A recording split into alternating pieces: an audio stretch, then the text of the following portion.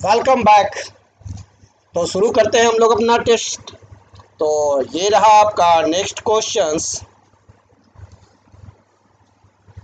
The image formed by a spherical mirror is virtual. The mirror will be, mirror क्या होगा यदि हमारा image जो फॉर्म्ड हो रहा है वो क्या हो, वर्चुअल हो। यदि वर्चुअल इमेज फॉर्म्ड होगा तो कौन सा मिरर हो सकता है? जवाब दीजिए। और ये जवाब आया है 91% का जवाब है ऑप्शन सी, आइदर कॉनकेव और कॉन्वेक्स। कॉनकेव और कॉन्वेक्स कोई भी हो सकता है।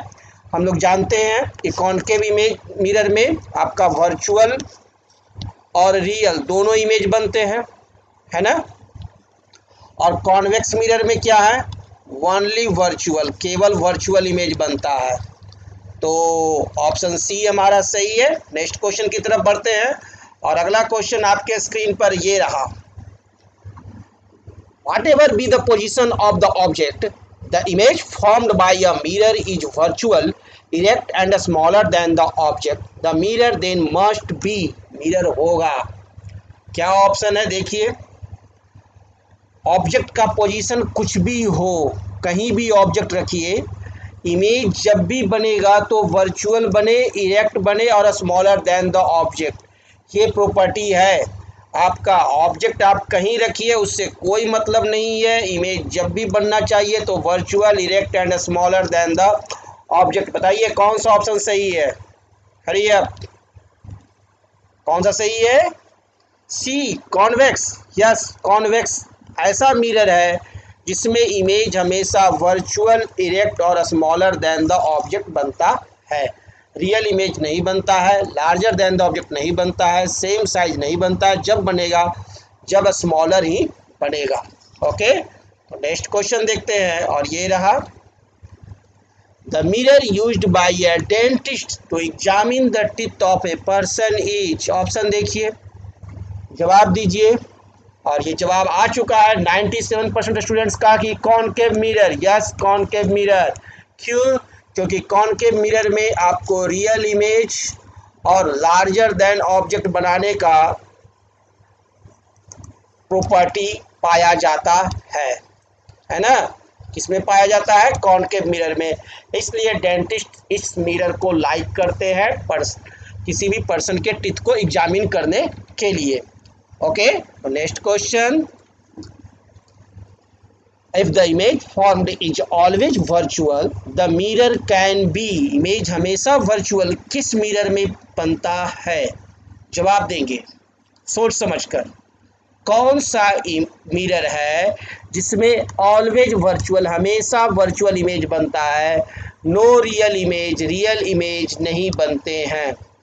और ये जवाब आ चुका है 93% स्टूडेंट्स का कहना है कॉन्वेक्स और प्लेन मिरर। हम लोग जानते हैं कि प्लेन मिरर में भी वर्चुअल सिर्फ इमेज बनता है और कॉन्वेक्स एक ऐसा मिरर है जिसमें भी वर्चुअल बनता है, लेकिन दोनों में डिफरेंसेज है। क्या? प्लेन मिरर में जो इमेज बनता है उसमें हाइट ऑफ इमेज और हाइट ऑफ ऑब्जेक्ट क्या होता है, सेम रहता है। लेकिन कॉन्वेक्स मिरर में जो इमेज बनता है वहाँ height of image is always smaller than height of object. Okay, यहाँ इमेज का साइज हमेशा छोटा बनता है कॉन्वेक्स मिरर में। ओके, नेक्स्ट क्वेश्चन ये रहा। A concave mirror can't be used as. Option देखिए। हम कॉनकेव मिरर का यूज़ तो कर सकते हैं, लेकिन किस चीज़ में यूज नहीं कर सकते हैं? Can't be used. ध्यान देंगे, कहा क्या रहा है? Can't be used. देखिए और बताइए। यस, कॉनकेव मिरर का मैग्नीफाइंग मिरर में उपयोग होता है, सही बोल रहे हो। टॉर्च रिफ्लेक्टर में भी होता है, डेंटिस्ट भी करते हैं, और रियर व्यू में यूज नहीं होता है। ये सही है। रियर व्यू में कौन सा मिरर यूज करते हैं? Convex mirror. Very good, convex mirror सही जवाब है, कॉन्वेक्स मिरर। तो नेक्स्ट क्वेश्चन देखते हैं और अगला क्वेश्चन आपके स्क्रीन पर यह रहा। A boy is standing in front of and close to a special mirror. He finds the image of his head bigger than the normal, the middle part of his body of the same size and his legs smaller than normal. The special mirror is made up of three types of mirrors in the following order from top downwards. Option देखिएगा, बड़ा लंबा चौड़ा question है। ध्यान से समझिए, इसमें कहा जा रहा है क्या कि एक बॉय है जो स्टैंड है कहाँ पर, फ्रंट में, मिरर के फ्रंट में, और close to a special mirror, और मिरर के नज़दीक में वो खड़ा है, ठीक है। और वो पाता है कि उसका इमेज जो बन रहा है उसका हेड जो है वो बड़ा है, हेड उसके नॉर्मल साइज से बड़ा दिखा रहा है, और मिडिल पार्ट जो है उसका पेट जो है बॉडी का, और आपका चेस्ट जो है वो सेम साइज का है, और उसके लेग्स जो है वो उसके जितने साइज है उससे छोटा दिखा रहा है, स्मॉलर। तो ये जो स्पेशल मिरर जो इसमें ऐसा इमेज दिखाई दे रहा है वो 3 तरह के मिरर से बना हुआ है। तो ऊपर से नीचे की तरफ बढ़ेंगे तो कौन सा मिरर कौन सा है, जिसमें कि हेड जो है, हेड का साइज बड़ा दिखाई देगा, ठीक है, बॉडी का साइज जो है वो सेम दिखा रहा है, और दोनों लेग जो हैं वो छोटे दिखाई दे रहे हैं।